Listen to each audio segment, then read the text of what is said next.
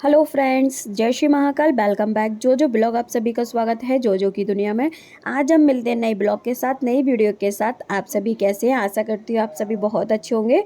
और आज सुबह मैं पहुंच गई थी मंदिर।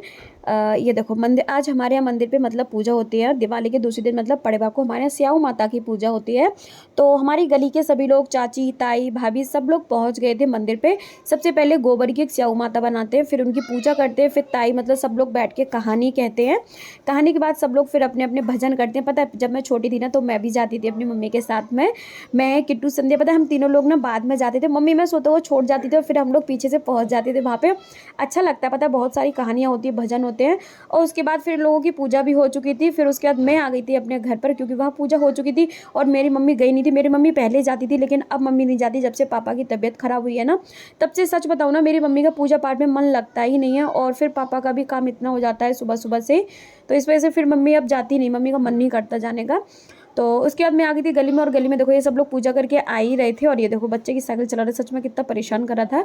और इधर मेरी चाची भी आ गई थी। और पता है मंदिर से आने के बाद सीधा मैं घर में ऐसे नहीं जाते क्योंकि स्याऊ माता की पूजा करके आते। तो सबसे पहले ना जो हमारी घर की जो चौखट होती है ना, वहाँ चौखट पे सबसे पहले हम स्वास्तिक बनाते हैं। उसके बाद में घर में आते हैं अंदर, ऐसे डायरेक्ट अंदर नहीं आते हैं। और जो साथ में जाएगा ना वो भी अंदर नहीं आएगा, पहले वो भी बाहर खड़ा रहेगा। सबसे पहले चाची ने देखो स्वास्तिक बना दिए थे। स्वास्तिक बनाने के बाद जो भी हमारी मतलब सूप में जो भी रखा होता है ना पूजा का सामान, वो सब कुछ गाय को खिलाने के बाद में उसके बाद घर में प्रवेश करते हैं, तब घर में आते हैं।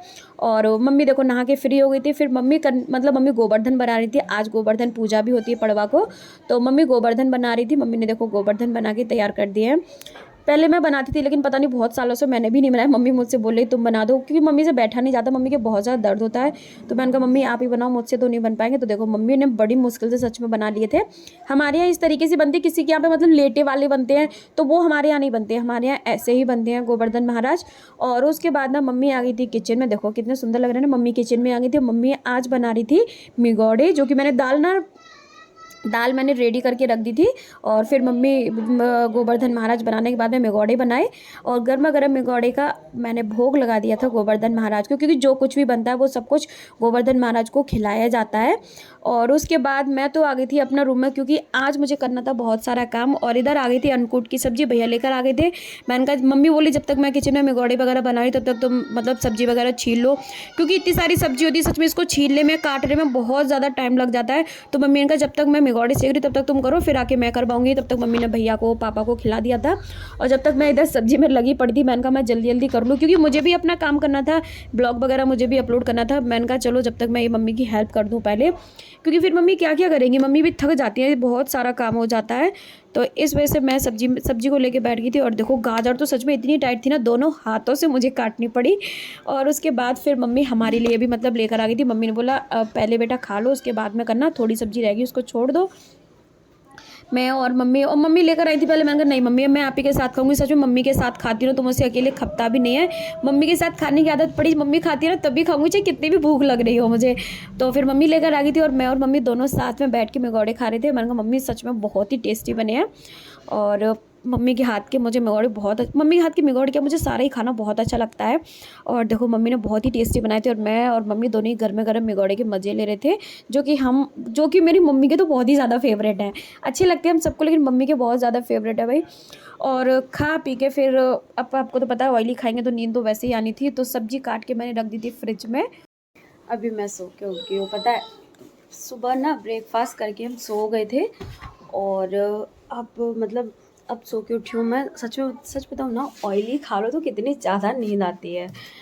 मतलब दाल की वो पकौड़े बने थे ना मिगौड़े, बस वही खा लिए थे, तब से फिर मैं सो गई थी खा पी के। और मम्मी तो उठ गई थी, मम्मी भैंस बढ़िया को मतलब सानी वानी लगाने गई थी, तो मम्मी तो उठ गई थी और मैं तो अभी उठ गई हूँ। मम्मी अब सब्ज़ी की तैयारी कर रही है। शाम के बज रहे हैं 4। अब आज हमारे यहाँ पे खाना बनेगा अब, क्योंकि सुबह खा लिया था, सबका पेट भर गया, तो सब लोगों को ले भी नहीं खाना भी नहीं खाना, फिर वो इतना हैवी हो गया था। तो फिर मम्मी बोली ठीक है तो शाम को ही बनाएंगे। और मम्मी अब खाना बना रही है। ये सब्ज़ी वैसे तो मैंने सब्ज़ी काट दी थी, कुछ थोड़ी बहुत रह गई थी जो मतलब ऐसे हिस्से से काटने वाली, तो बस वही मम्मी काट रही है। और बाकी के तो मैंने सुबह ही काट के रख दी थी पूरी सब्ज़ी। मैं अपने पूजा पाठ से हो गई थी फ्री और उसके बाद मैं करने लगी थी अपने कपड़े फोल्ड, क्योंकि बहुत सारे कपड़े हो गए थे ना। मम्मी ने इकट्ठे कपड़े धुले, त्यौहार के चक्कर में ना सच बताऊँ कपड़े धुल भी नहीं पा रही थी मम्मी। फिर आज मम्मी ने ढेर सारे कपड़े धुले, मेरे भी, भैया के, बहुत सारे कपड़े इकट्ठे हो गए थे। तो बस वही सारे कपड़े मैं फोल्ड करी थी। मम्मी किचन में अपना काम करती हूँ। आज मैं थोड़ा बाहर भी नहीं गई, बिल्कुल भी बाहर नहीं गई, क्योंकि काम ही इतना हो गया था, थकानी हो गई थी। शाम को उठे, फिर मम्मी के साथ थोड़ा किचन में लगी, पूजा पाठ करने के बाद फिर मैं अपना इधर कपड़े वपड़े अपने फ़ोल्ड करने लग गई। और उसके बाद मम्मी भी आवाज़ दे रही थी, क्योंकि मम्मी बोली थी खाना बन गया है तो गोवर्धन महाराज का पहले भोग लगाओ, क्योंकि अन्नकूट की सब्ज़ी उनके लिए मतलब बनती है, क्योंकि ठाकुर जी का भोग होता है ना, इस वजह से। और इधर मैं जल्दी जल्दी अपने कपड़ों में लगी पड़ती, मैंने जल्दी फ़ोल्ड कर दूँ, उसके बाद ही मैं कुछ काम करूँ। और मैं उधर इसलिए देख रही हूँ क्योंकि पापा वॉक कर रहे थे, तो पापा को भी देखना पड़ता है। पापा कुछ बोल रहे थे तो उनकी बात भी सुन रही थी मैं। और देखो सारे कपड़े मेरे फ़ोल्ड हो गए थे, और उसके बाद मैंने जाके अपनी जो मेरी खिड़की है, जो मेरी दराज़ है, उसमें मैंने रख दिए थे। और फ्रेंड्स, आप सभी लोग मुझे ज़्यादा से ज़्यादा सपोर्ट करो, मेरी वीडियोज़ को लाइक करो, मेरे चैनल को सब्सक्राइब करो। फ्रेंड्स, आप सभी के सपोर्ट की, आप सभी के प्यार की बहुत ज़रूरत है। फ्रेंड्स, आप लोग मुझे सपोर्ट करो। खाना अन्नकूट की सब्जी मम्मी ने बनाई अभी, साथ में बूंदी का रायता और है पूड़ी। गर्मा गर्म खाना खाऊंगी अब मैं।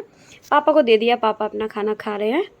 भगवान जी का भी भोग लगा दिया, और अब मैं भोग लगाऊंगी, मतलब मैं खाना खाऊंगी अब। आज भी पता है मैंने बाहर कैंडल लगा दी, भैया ने बोला है आज भी कैंडल लगा दो बाहर, तो मैं बाहर कैंडल लगा के आ गई हूँ। और अब मैं जा रही हूँ किचन में। किचन में जाके करना है मुझे भैया के लिए दूध गरम करूँगी मैं भैया के लिए।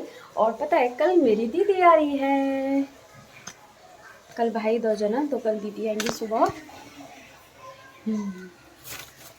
मैं पहले भैया के लिए दूध गर्म कर दूँगा ना, क्योंकि भैया भी खाना खाएंगे ना दूध से ही, इसलिए।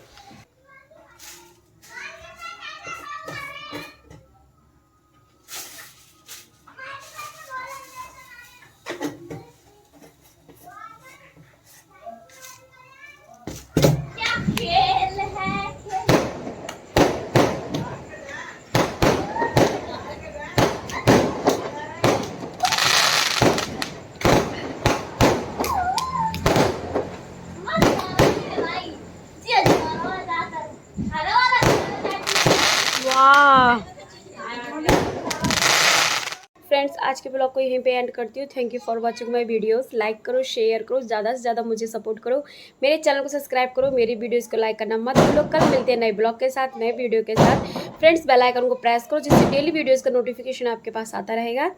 Thank you.